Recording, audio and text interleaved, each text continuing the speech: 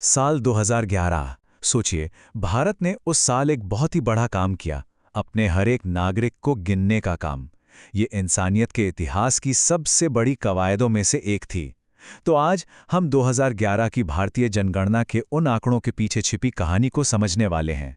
121 करोड़। ये सिर्फ एक नंबर नहीं है ना? ये 1 अरब से ज्यादा लोगों की, उनकी जिंदगी की, उनकी उम्मीदों की कहानी है। 2011 में भारत की आबादी इतनी थी। तो सवाल ये है कि इतने बड़े नंबर के पीछे असल में कहानी क्या है? यही वो पहेली है जिसे हम आज सुलझाने की कोशिश करेंगे। ये कहानी एक ऐसे देश की है जो विरोधाभासों और हैरतअंगेज बातों से भरा पड़ा है। इससे पहले कि हम देश के अलग-अलग हिस्सों की दिलचस्प गहराइयों में उतरें, जरूरी है कि पहले एक बड़ी तस्वीर को समझ लें। तो चलिए, सबसे पहले देखते हैं कि 2011 में पूरा भारत एक साथ कैसा दिखता था।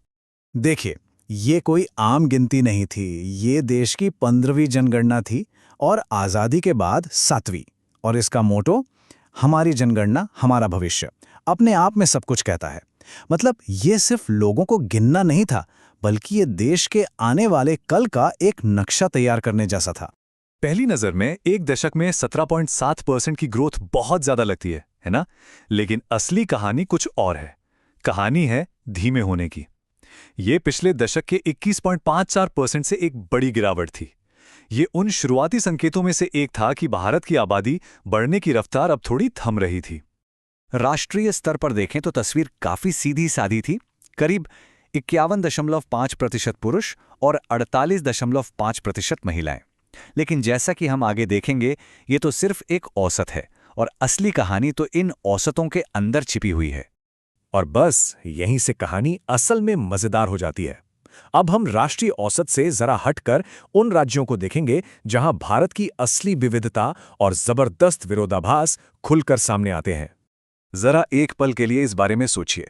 एक तरफ है उत्तर प्रदेश, जिसकी आबादी लगभग 20 करोड़ थी, मतलब दुनिया के ज्यादातर देशों से भी ज्यादा। और दूसरी तरफ है सिक्किम, जिसकी आबादी सिर्फ 6 लाख से थोड़ी ज्यादा थी। ये तो कुछ ऐसा है जैसे एक ही देश के अंदर ब्राजील और लग्जमबर्ग दोनों बसते हों। अब बात करते हैं जनसंख्या घनत्व की, और ये फर्क तो और भी ज्यादा हैरान करने वाला है। बिहार में हर स्क्वायर किलोमीटर में 1100 से ज्यादा लोग रहते हैं। सोचिए कितनी भीड़। और फिर है अरुणाचल प्रदेश, जहां उतने ही एरिया में सिर्फ 17 लोग हैं। मतलब एक खचाखच भरा शहर और एक खुला मैदान। ये फर्क है। और जब हम देखते हैं कि एक दशक में क्या बदला, तो दो और एक्सट्रीम सामने आते हैं। मेघालय में तो लगभग 28% की जबरदस्त ग्रोथ हुई, लेकिन असली सरप्राइज तो दूसरी तरफ है। नागालैंड, भारत का एक लौता ऐसा राज्य जहां आबादी बढ़ी नहीं बल्कि असल में कम हो गई। -0.6%। जी हां, माइनस में। एक ऐसे देश में जो इतनी तेजी से बढ़ रहा था। ये आंकड़ा अपने आप में एक अनोखी कहानी है। एक ऐसी पहेली है जो उस दशक में उस राज्य की एक बहुत ही अलग और लोकल कहानी की तरफ इशारा करती है। अच्छा, सिर्फ आबादी की गिनती ही नहीं हुई थी। ये जनगणना हमें भारत के सामाजिक ताने बाने की भी एक गहरी झलक देती है। और इसके दो सबसे जरूरी पहलू हैं, साक्षरता और लिंगानुपात।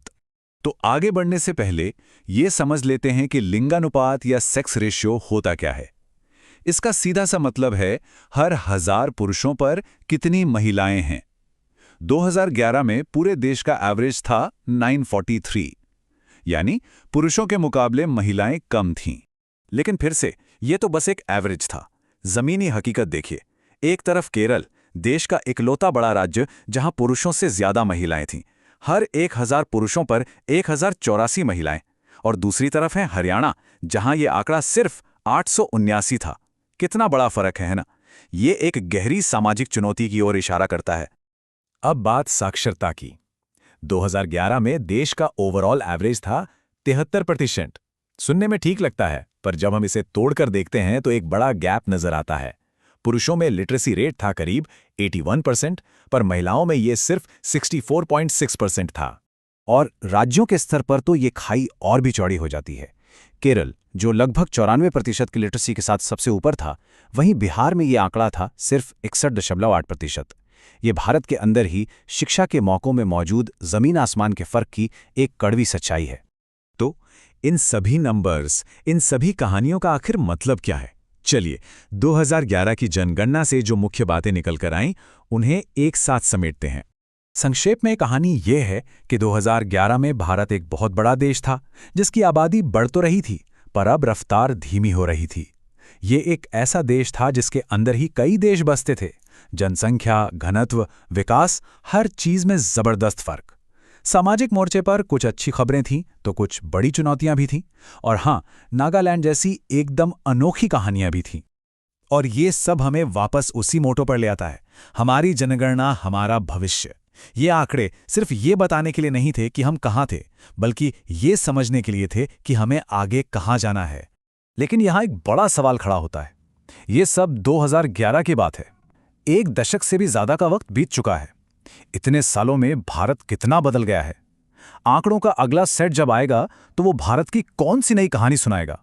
ये एक ऐसा सवाल है जिसका जवाब जानना बहुत जरूरी है। हमारे साथ जुड़ने के लिए बहुत बहुत शुक्रिया।